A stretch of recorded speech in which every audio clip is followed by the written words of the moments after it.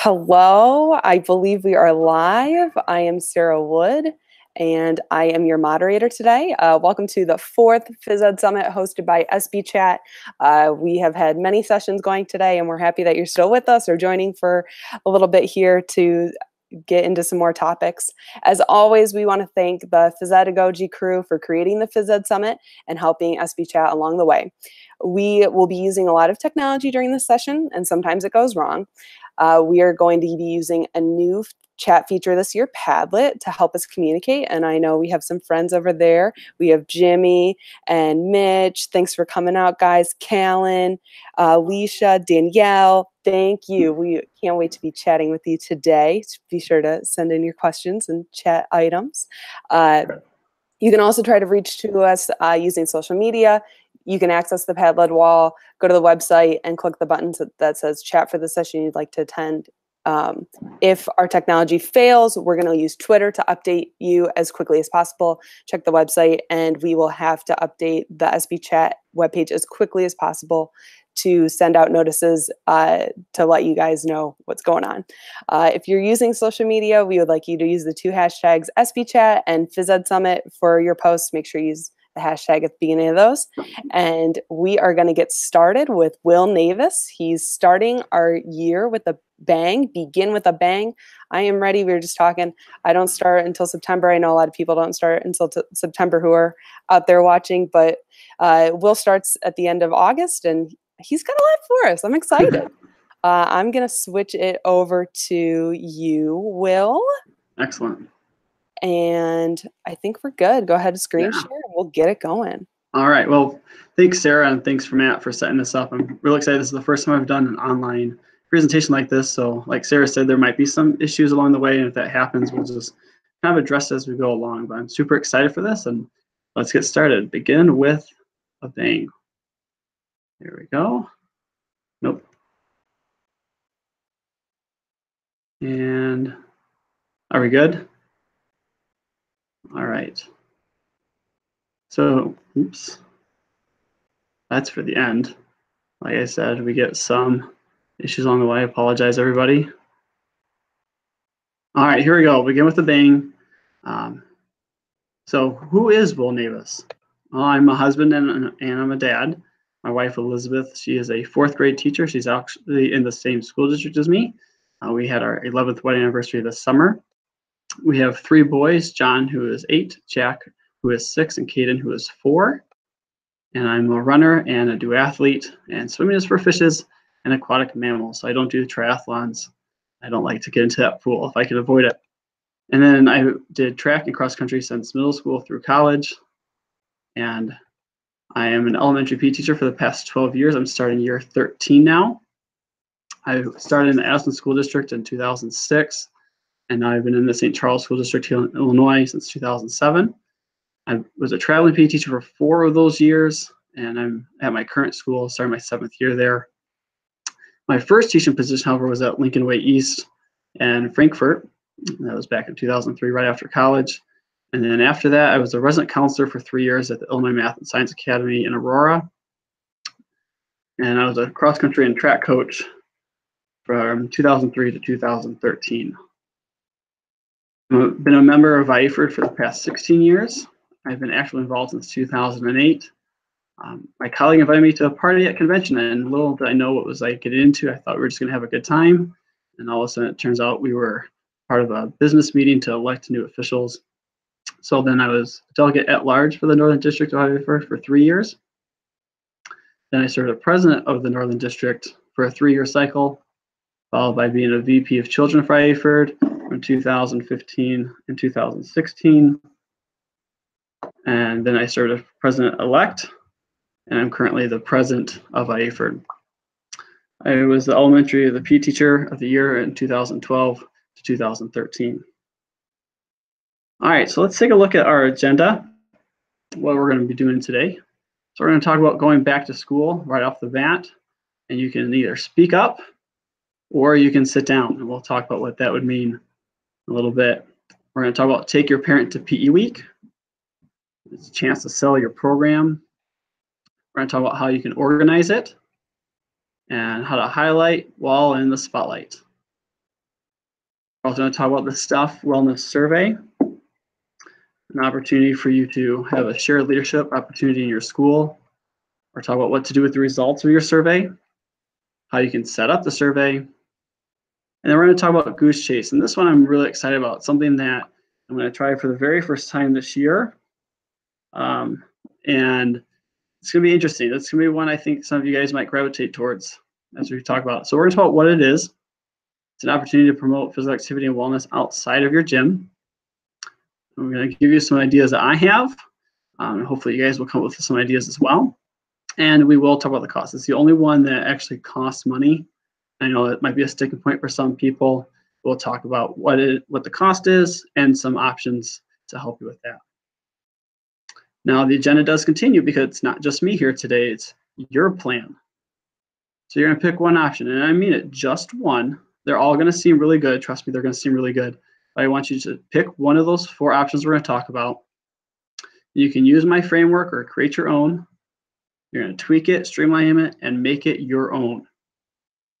Get feedback from me, your colleagues, your principal, PTO, on Twitter, wherever you can get feedback from. And then you need to follow through. You got to carry out your plan. And then follow through again, and you're going to share what has happened. And I'll be certainly doing that on Twitter as the school year progresses. All right, so let's talk about back to school night. Now, I don't know if all of you have a back to school night. Ours is called back to school night some years it's called a curriculum night. But usually like that first or second week of school where all this parents come in and they meet with their classroom teachers to talk about what is happening in the classroom. And it's a great opportunity to be able to share what you do. So if you choose to speak up, which is the opportunity where you get to actually address parents, address your families, it's a chance for you to talk to your parents about your program, like I said. And when you get to do that, make sure you're being sincere, be passionate, and most importantly, be yourself. This is the opportunity for perhaps new families, kindergarten families or freshman families, depending on your level, where they might be getting the first opportunity to meet you and see who you are and what you're all about. So here's my example of, or I should say one example I had when I had an opportunity to do this.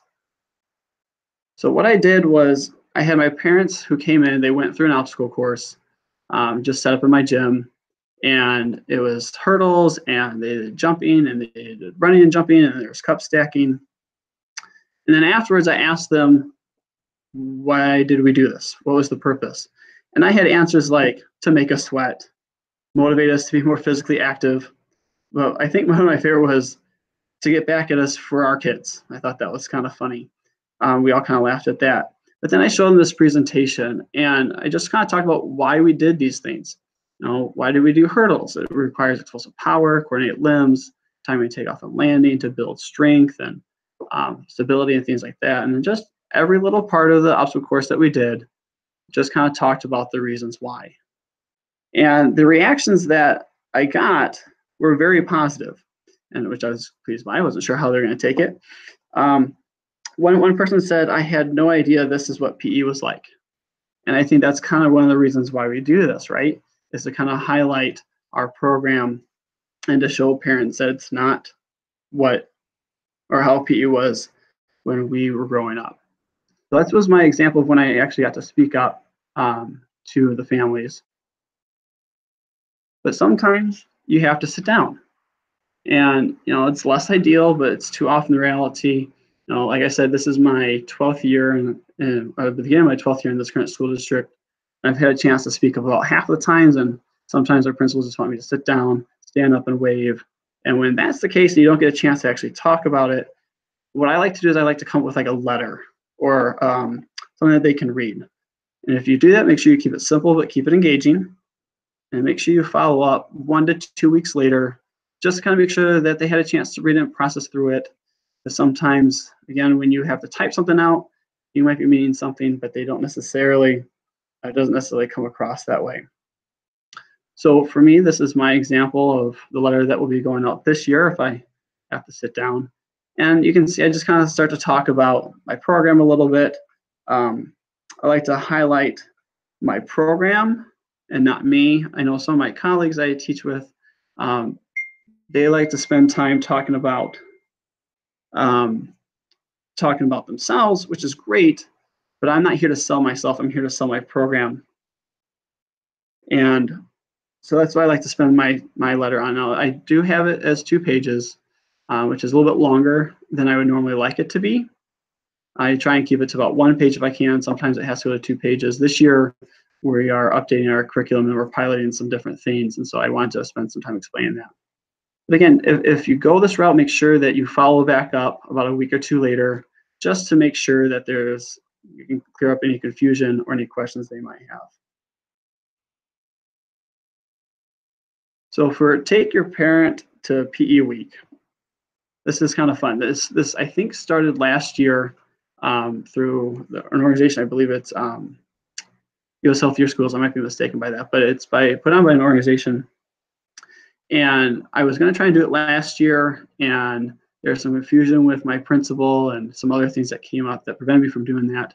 I have a new principal this year, and I think she's going to be receptive to this idea, so I'm looking forward to it. And it's a chance to sell your program and to dispel myths and misunderstandings that people might have. Again, when we were growing up, PE was different, and we did different things. I grew up playing dodgeball, and not me, but some of my friends got in trouble, and they had to run laps for punishments. And we had captains choosing teams and things like that. And that's how it used to be, and that's how some of our parents who are coming through our schools now, that's how they kind of view us and what PE is like, and that's not what it's like. And so this is an opportunity to kind of highlight your program about what you can do. So let's talk about how to organize it, because it can be a big thing. If you're inviting parents into your school, it can be a pretty big undertaking. So what I did is I have a sign up ready to go. And what I did is I just kind of broke it down with each day: Monday, Tuesday, Wednesday, Thursday, Friday, and with my classes set up and the times in which those classes are going to happen. And again, when you look at it, it might look a little bit confusing, and I can understand, we've got spots for 3 names. That would be for the parents' names. And the reason why I have 3 is because my gym's pretty small. It's actually the smallest elementary gym in our district, so I don't have a lot of space to have people come in. Plus, I don't want to overwhelm our main office with a lot of visitors coming in, because if you look at it, I've got 9 potential slots for classes, and then so that could be a lot of people who are coming in. I don't want to overwhelm my office staff, at least not totally overwhelm them. So I'm limited to 3 names, or I'm sorry, 3 people to come in for each class, and I have that set up for each day. You also want to make sure that you send home reminders about when that person is coming in to visit, along with reminders about the check-in procedure. Every school district will probably have a different procedure. So I didn't want to share you guys my procedure, our school's procedure, and how parents have to check in. But you want to make sure that they are ready for that, so that way when they come to the school, they can be ready to go and get down to your gym and experience it and see what your program was all about. So again, this is a chance to highlight why you are in the spotlight, and that can be kind of a daunting thing. I strongly believe that if you're taking the time here to come and listen to me, you're probably already a pretty good PE teacher, and you're looking ways to either refine your program or to continue to improve it, like we all do. And it can be kind of daunting to say, you know what, yeah, I'm going to show off what I do. And that can be difficult. And this is an okay time to do something in your comfort zone. You don't need to stretch too far and go too impressive. It's okay to be doing something in your comfort zone, as long as it's an appropriate activity. Again, I want to stress, some of these parents who are coming in are thinking about dodgeball or running laps or calisthenics or whatever it might be, and we certainly don't want to show them that, because that's, as we all know, is not necessarily high quality instruction. But again, when you think about appropriate activities, you're thinking about your age groups, you're thinking about something that they probably already know, the students already know, so they don't have to spend a lot of time preparing for that. And you can do a quick instruction, and you can actually then have your students teach their parents about the game or the activity. And again, you want to have an activity that can get them moving and get them active. I also strongly recommend that you encourage but don't require participation by the parents. It's very possible that you can have a mom or a dad who's coming during their lunch break, and so they're in their business attire, and obviously it probably would not be appropriate for them to do whatever activity you have planned, but you don't want to discourage it either. So in the reminders you sent home, you could include having PE shoes, you could include having a bottle of water, whatever it might be, so that if they do choose to participate, they will be prepared to do that. For me, I'm going to be doing cardio games that week, cardio games that my students would already know. I usually spend a week earlier in the year, or sometimes 2 weeks, just going over cardio games or new cardio games that I want my students to be able to do quickly and not spend a lot of time on as we go out through the school year. So I'll do things like cardio kickball, Connect 4, obstacle courses, cross-curricular relays, things like that. Again, a chance for my students to either instruct their parents on how to do these games, along with giving the parents an opportunity to see what it is that we do and why we do it. So the staff wellness survey is something that I have done in the past. I was not able to do it the last couple of years for a couple of reasons that I'm not going to go into right now. If you're curious about it, you can always ask me later. I'll be more than happy to share those stories with you. But basically, it's an opportunity to do a couple different things. It's an opportunity to share leadership between you and your staff. Now, as a PE teacher, we're not necessarily in charge of the school, although you can certainly argue that we are. But it's an opportunity to bring in your staff, your colleagues, to have a say in what goes on in your school in terms of students being, or I'm sorry, not students, in terms of staff being physically active and providing different opportunities for your colleagues to be engaged in the health and wellness of their school. So through that, you can end up actually setting up a wellness committee. You'll be able to find out people who have similar interests to your own, or being able to group up colleagues with also similar interests in a formal wellness committee. And a wellness committee is something that can really help drive forward initiatives that you have for your school that you might not be able to do on your own. The power of a group of people who are working towards a similar goal, as we all know, can be quite powerful. I've been able to have a wellness committee in just about every school I've taught in, all the elementary ones anyways. And those committees have been able to help drive out birthday treats, cupcakes and cakes and things like that coming in, and instead replacing it with healthy snacks that are provided by our food service companies, having brain boosters throughout the day and things like that. So we've been able to kind of drive forward initiatives all because of this wellness committee. And then also it gives you a chance to reach out to staff. You might have people on your staff who are interested in wellness and physical activity, but as we all know, a school day or a staff meeting isn't really geared towards highlighting those things. And this is an opportunity to find out who might be interested and being able to reach out and pull them along and have them help out. And then we've got the results. So when you get the results, you want to make sure you share them out. You don't want to keep the results to yourself. If you do that, first of all, you're not going to really have the sheer leadership aspect of it.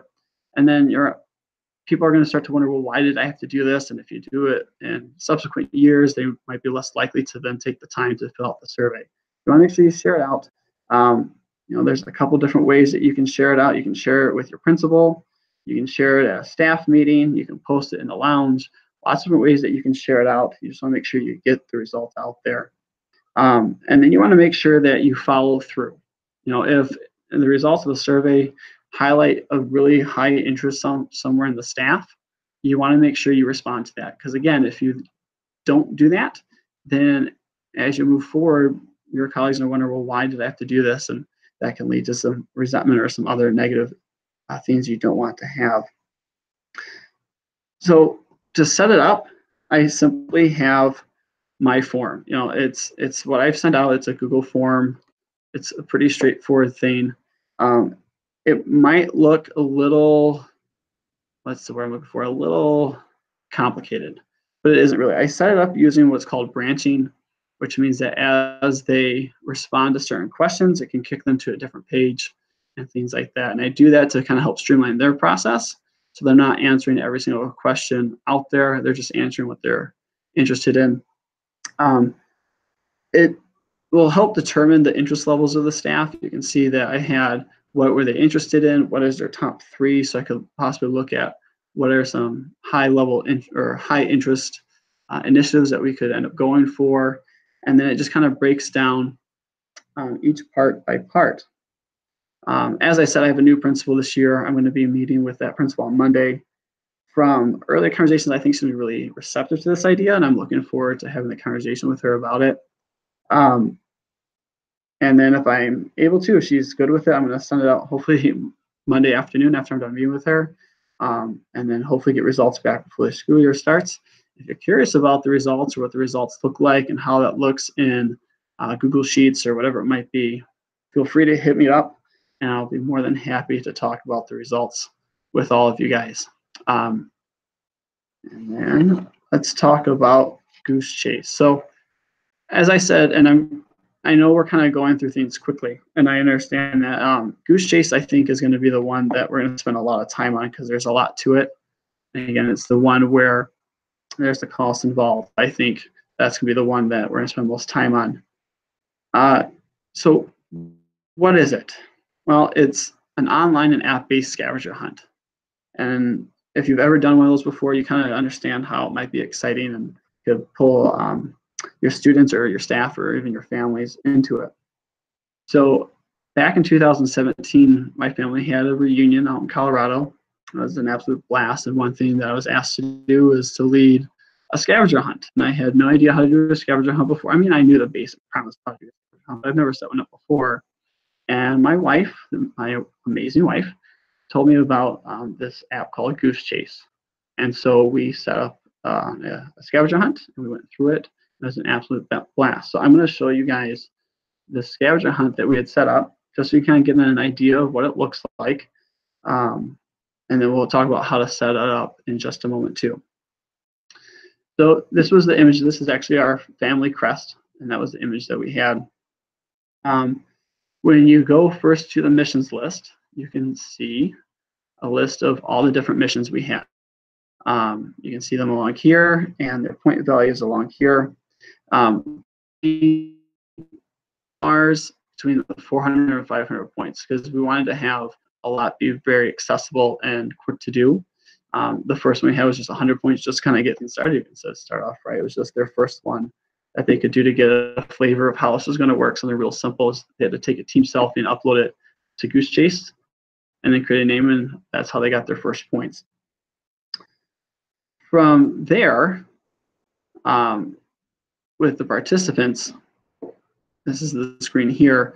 We actually had 3 teams, and we allowed everyone to create their own team. Well, we actually set up the teams for themselves, but they could create their name. I was actually on this team called Rocky Mountain High. You'll get to see some of our stuff here in a little bit. And then for start and stop, there we go. We chose a 2-hour duration from once we started the game. There was 2 hours until the game closed. And we'll talk about the start and stop here in a little bit when we look at how to set up a game on your own. During the game, you have this activity feed, which is really kind of fun.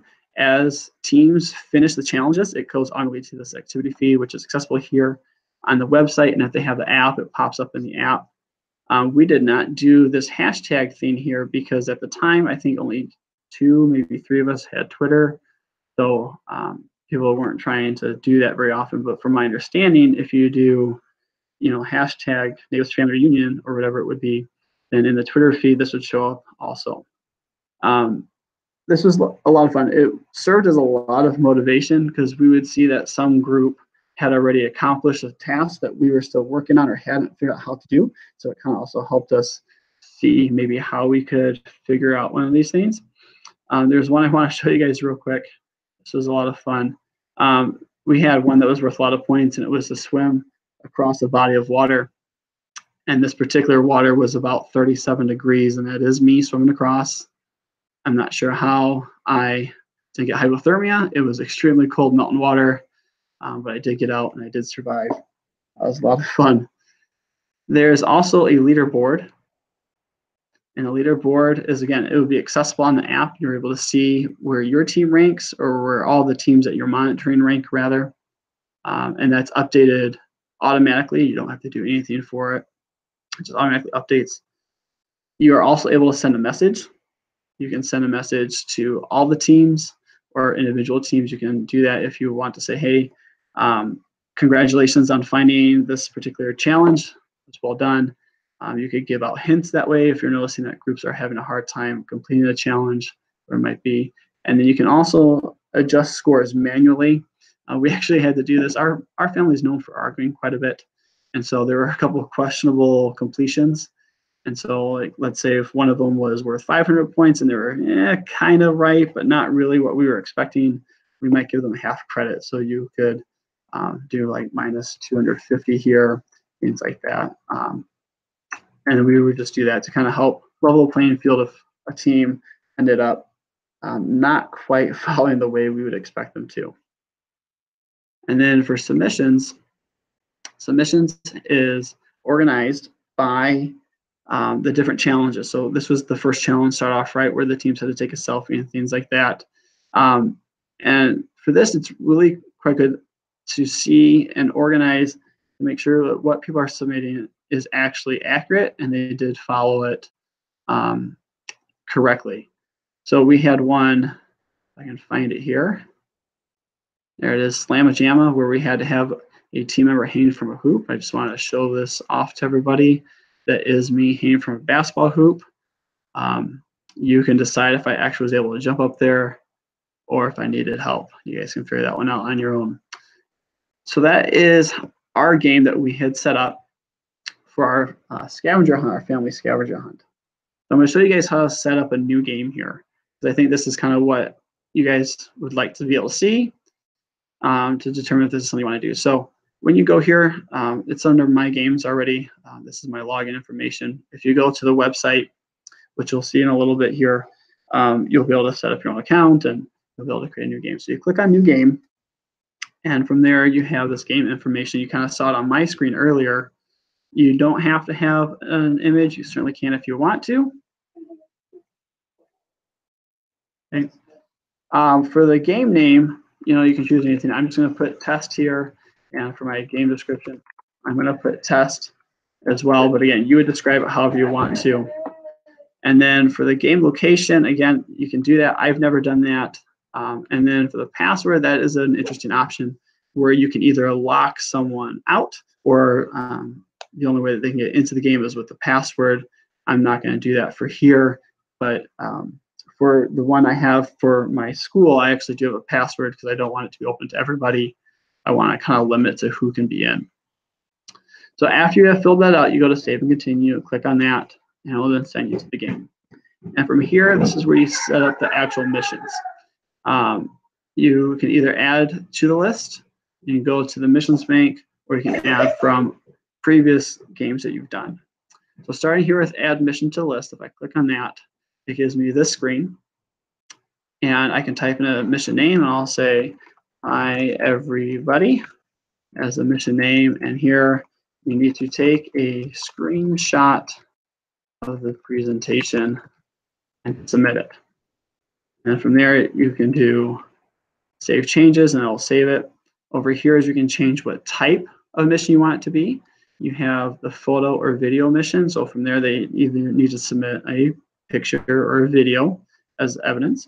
They have a text-based mission. The text-based mission is where, like, you could send them out to somewhere in your city or somewhere in your school, somewhere in your gym, and they would have to respond with a word. So if you have like a word wall, for example, you could say, show me an example of one of our W words on the word wall, and they would come back and then they would put in the word of whatever we had up there.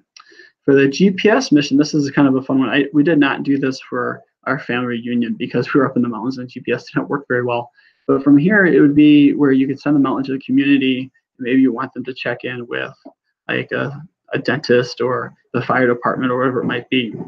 And so then they would check in at this GPS location.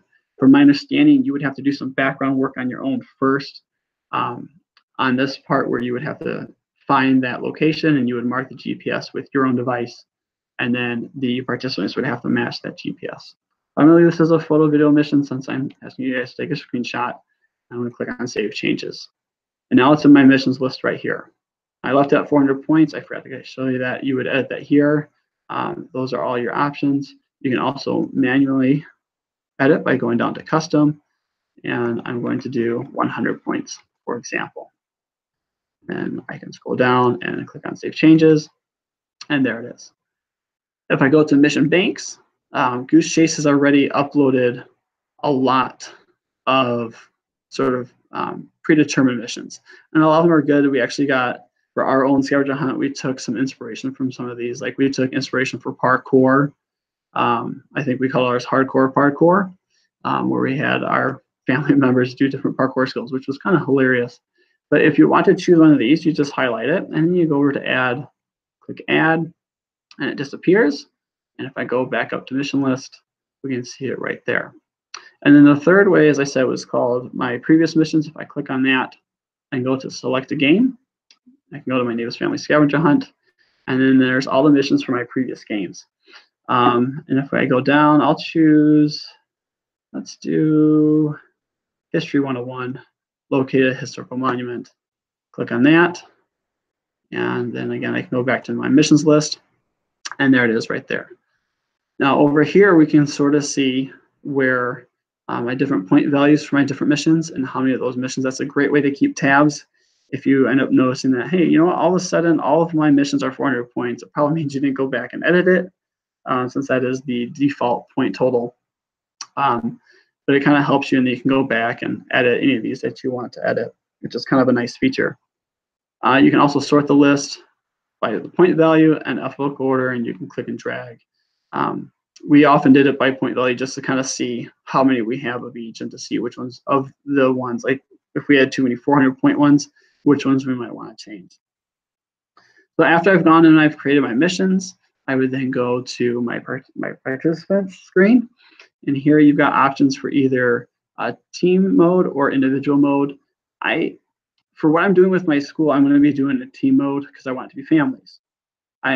I've heard of some people doing individual players and being able to set this up for their classes, where like in a health class, for example, as they're going through the health curriculum or health textbook, whatever it might be, they can have challenges to find different passages or to take a picture of their favorite passage in the book, whatever it might be, and do individual players. But like I said, I'm going to be sticking with the team mode because I'm going to gear this towards families.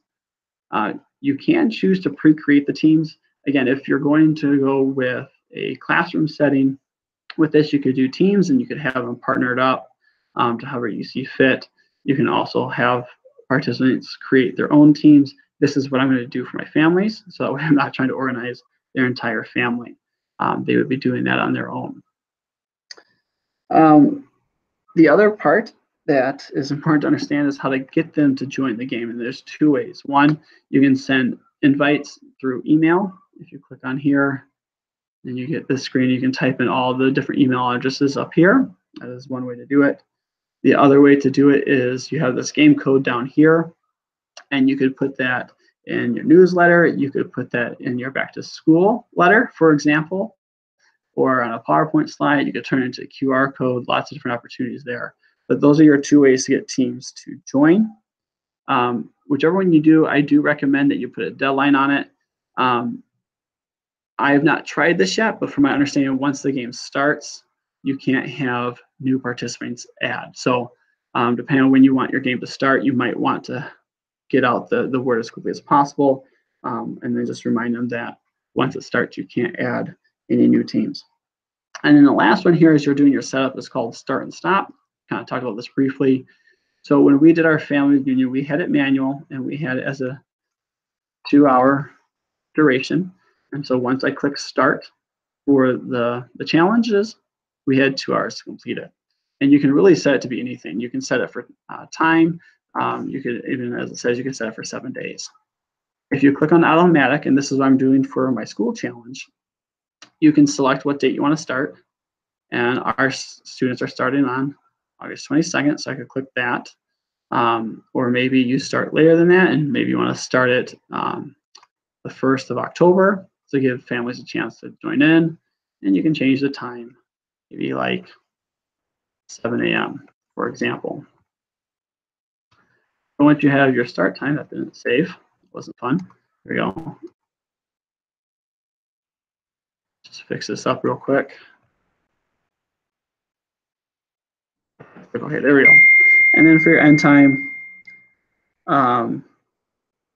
is the same thing. I am ending mine on one of the last days of school. I'm ending it on the last day of May.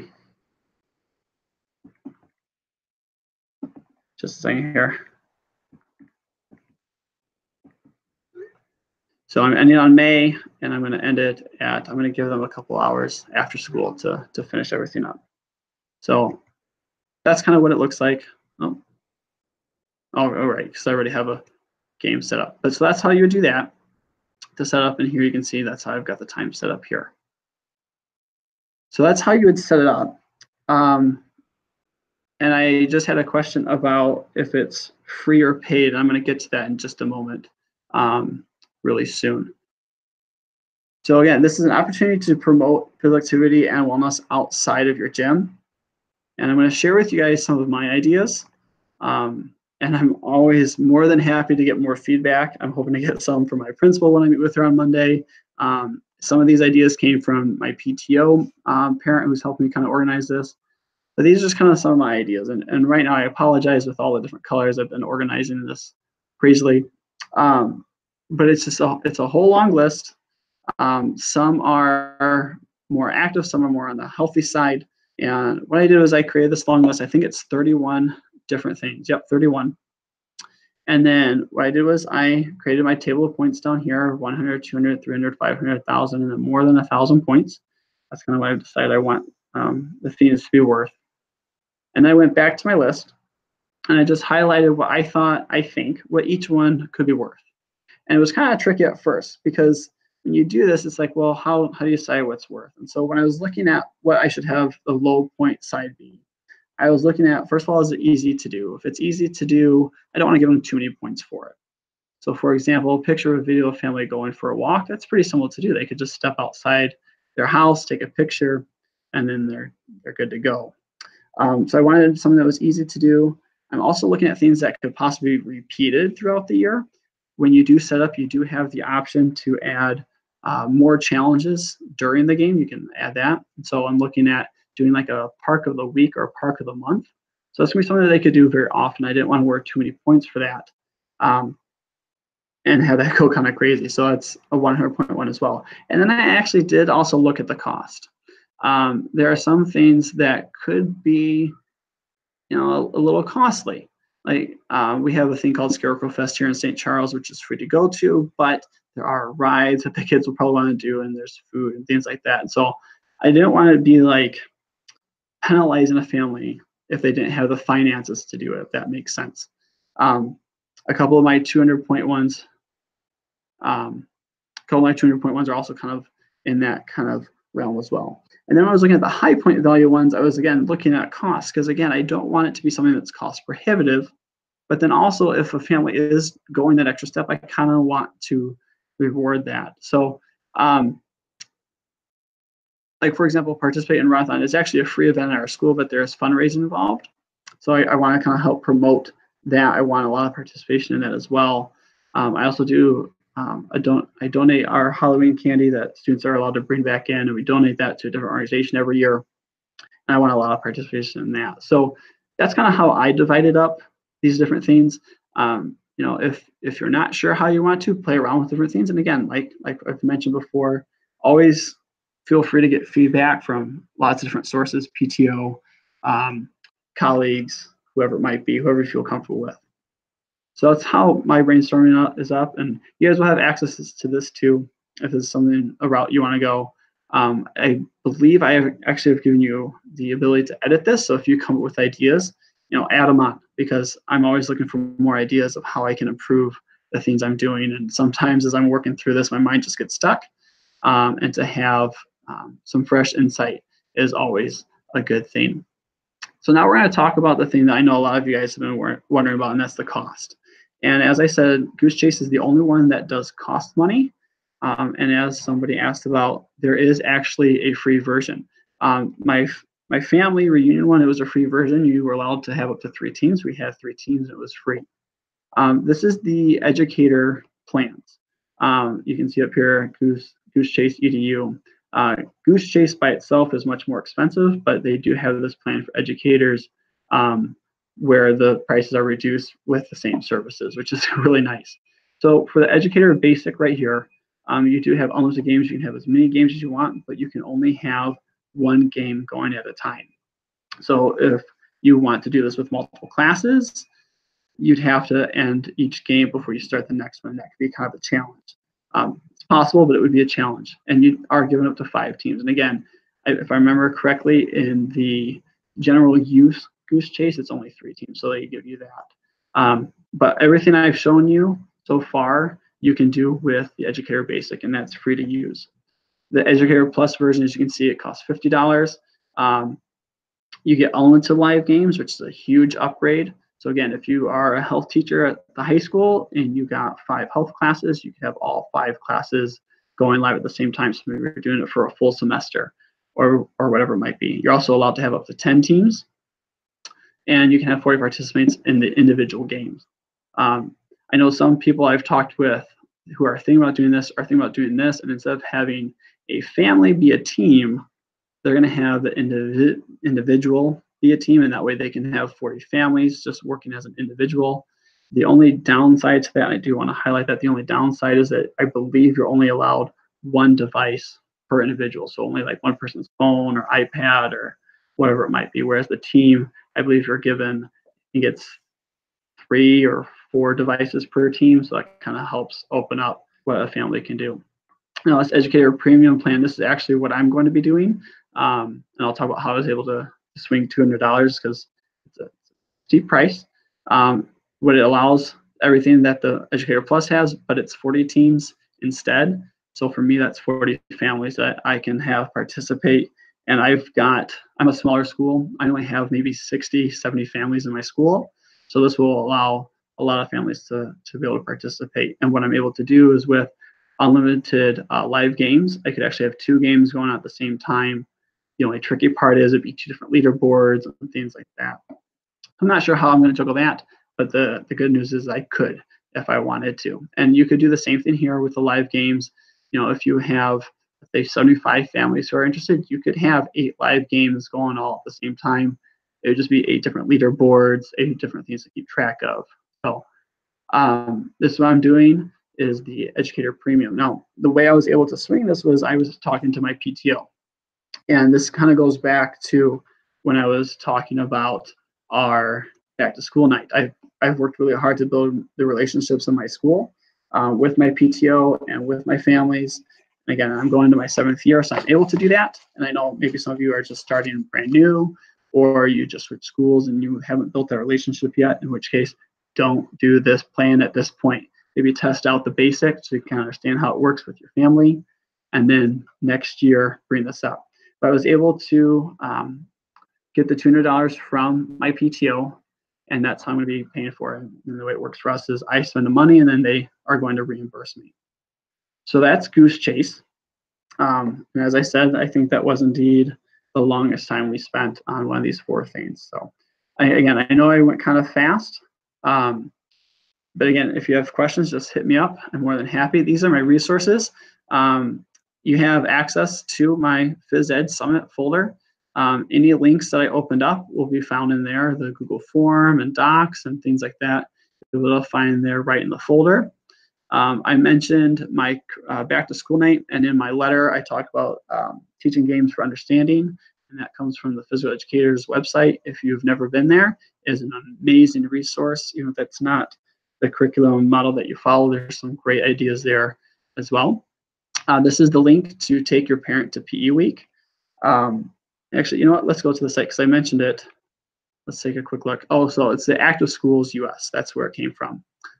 Great resource here, great website as well to get some ideas of what you can do for the Take Your Parent to PE Week.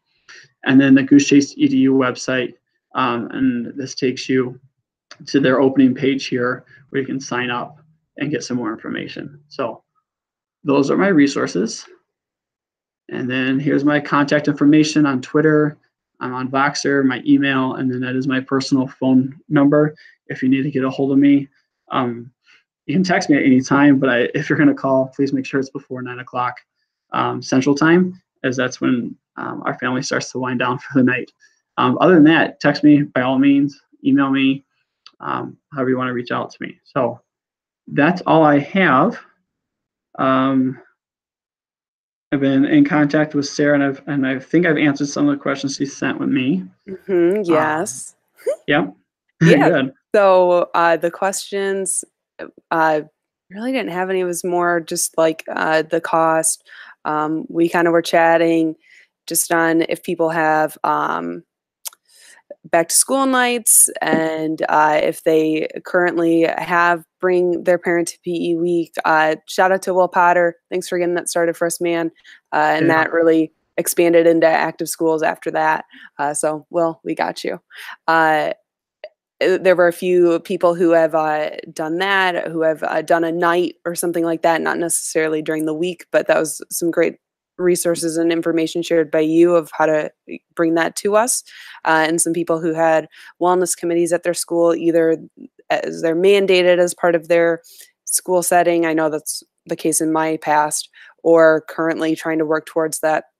And just to have that opportunity for teachers to have input in what you're doing, to give them that opportunity, I thought was just fantastic. I was really impressed by that. And people are loving Goose Chase. Awesome. Just thinking of lots of different ways they can use it. That list, people want that list for sure. And then those resources, we're going to post them soon. Excellent. Yeah. And by the way, I'm not paid or endorsed at all by Goose Chase. I just think it's an amazing resource that either that you can use for free or however you see fit. So I just wanted to share that out with people. Oh, yeah. Yeah, if anyone has any other questions, throw them on the Padlet. The resources we're going to post on the Padlet in just a moment, and we're going to get on the ESPEChat website too. I'm sure we'll tweet it out. Will, if you tweet it out, we'll retweet it and get everyone what they need. And yeah, thank you all. Any other questions? I'm trying to refresh, and I know we have to give 15 seconds for it to get to you and then back to us. Gives me a chance to get some water. Oh, yeah.